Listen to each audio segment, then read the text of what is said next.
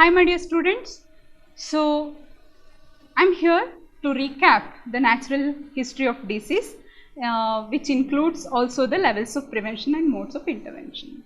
Please have a look at this diagram.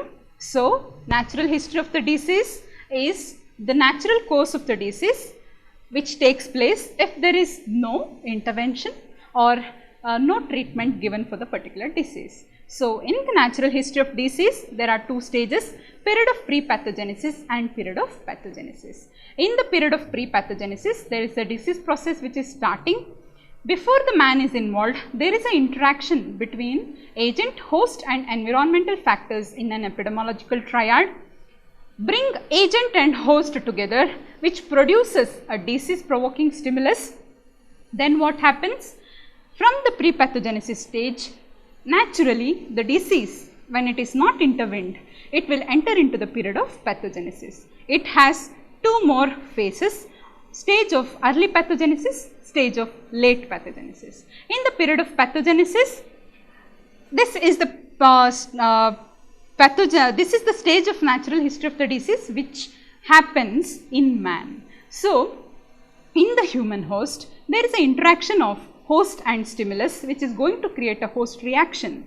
So in the early pathogenesis stage, you can see that there is interaction of host and stimulus, but there is not yet occurrence of the disease. In the late pathogenesis stage, there is already illness and disability and other things. So now let's see what is the clinical horizon when the disease is left untreated or unintervened. So there is first appearance of the signs and symptoms, then there is illness. If you treat it, it will recover. If you don't treat it, it will go for disability, defect and chronic state, still not intervened, death. So now we know what is the natural history of the disease. Now let's see what are the different levels of prevention applicable in each period of natural history of disease. As it is written here, in the period of pre-pathogenesis, it is the primary prevention. Before this, there is one more level of prevention, as we all know, it is the primordial prevention, which we see later. Then in the period of pathogenesis, there are two things, that is secondary prevention and tertiary prevention. Secondary prevention is applied where? In the early pathogenesis stage, and when that fails and there is already complication, we apply tertiary level of prevention in order to prevent the disability or limit the disability and to provide them rehabilitation. As we know, each level of prevention has its own mode of intervention. In primordial prevention, it's just the health promotion. In primary prevention, we have two modes of intervention, health promotion and specific protection. Under secondary prevention, we have early diagnosis and treatment, and in tertiary prevention, we have two modes of intervention, disability limitation and rehabilitation. Now, shall we see it in detail regarding the prevention, levels and modes of intervention. All of you observe this. In the natural history of disease, of any disease in man, there is production of stimulus, there is reaction of host to the particular stimulus, early pathogenesis stage, dissensible lesions, advanced disease and convalescence period.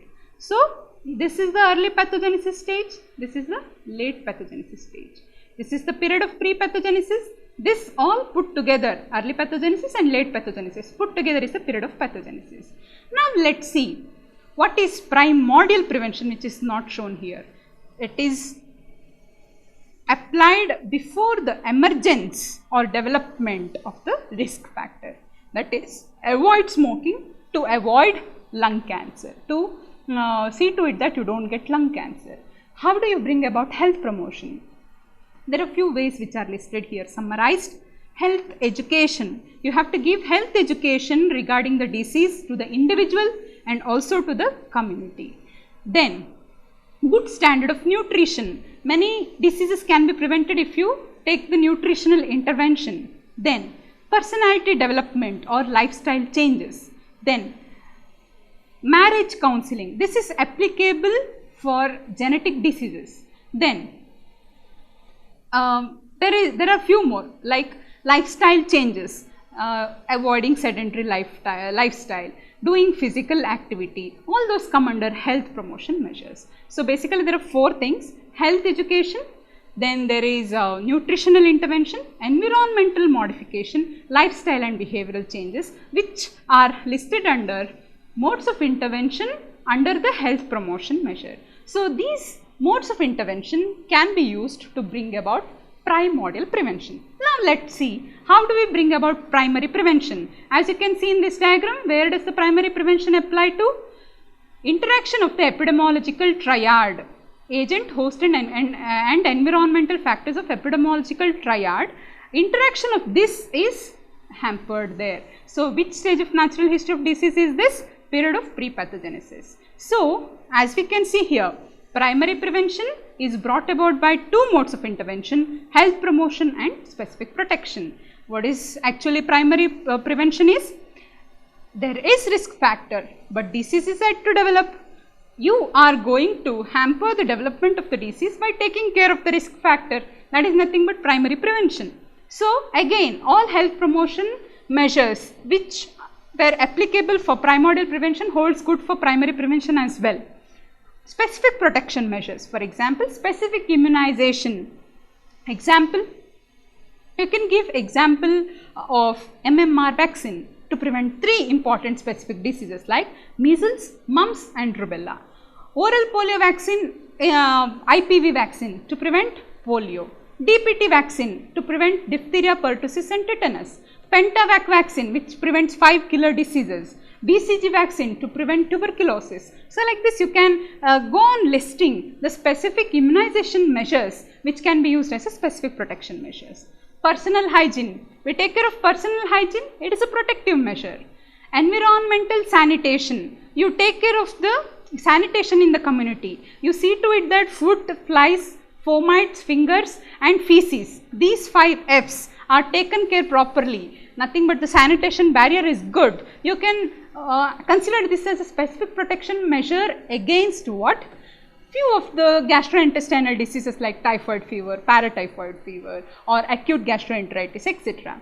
Then protection against the occupational hazards, like you use few protective goggles, gum boots or gloves or many other measures which are applicable to avoid the occupational hazards. Then you take care of something specific nutrient is taken into consideration. For example, you iodize the salt. When you iodize the salt, when you add iodine to salt, you are going to prevent which disease? Goiter. So, you fortify the salt with iron. Which disease you are going to prevent? By giving specific protection measure? Anemia. So, like this. Then protection from carcinogens and avoidance of allergens are also examples for specific protection measures. Now, let us see what is there in secondary prevention. Early diagnosis and treatment. It is missing here, early diagnosis and treatment. So, you can do case finding, you can do screening surveys and you can do selective examination. The best example is you check for sugar levels in a group of people who are at high risk for development of diabetes. That becomes a high risk screening measure.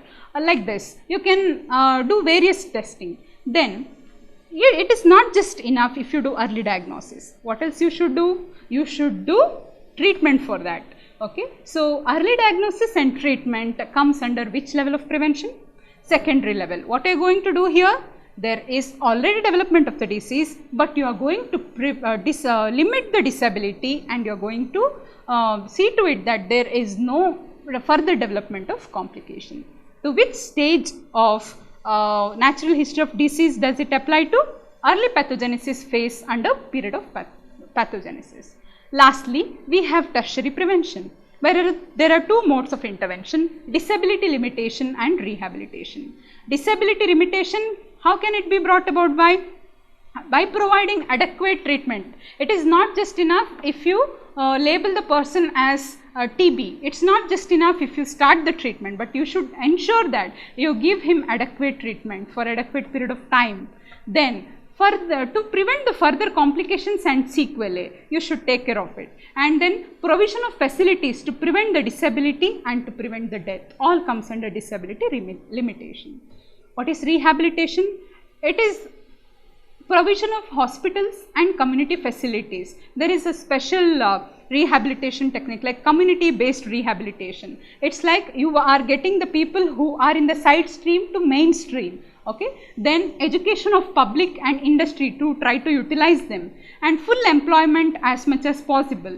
Then you should do the selective placement. Then you can appoint work therapists in the hospital and sheltered colony, etc. So, in rehabilitation, what is not mentioned here and you should remember is that you are going to see to it that you will see to it that the person lives to his fullest capacity level possible. So, there are different levels of different types of rehabilitation: medical, social, psychological, then vocational and also educational rehabilitation. It is self-explanatory. And what is this tertiary prevention actually?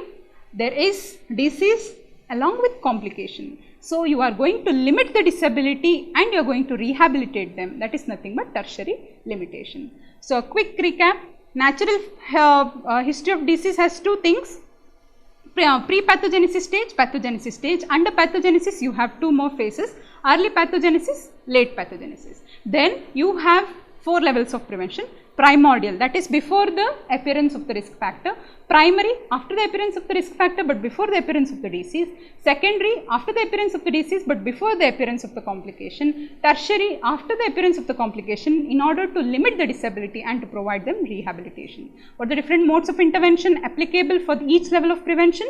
For primordial it is health promotion. For primary it is health promotion and specific protection. Under health promotion you have nutritional intervention, lifestyle and behavioral changes, then you have health education, etc. Then under specific protection you have immunoprophylaxis, chemoprophylaxis, nutritional prophylaxis, etc. Then in secondary prevention, one mode of intervention, it is early diagnosis through case finding, screening, etc. and also providing them proper treatment, adequate treatment. Then coming to tertiary prevention, it is disability limitation and rehabilitation. Under rehabilitation you have medical, social, psychological, vocational and educational rehabilitation. So, that completes the different levels of prevention, modes of intervention and natural history of disease. Thank you.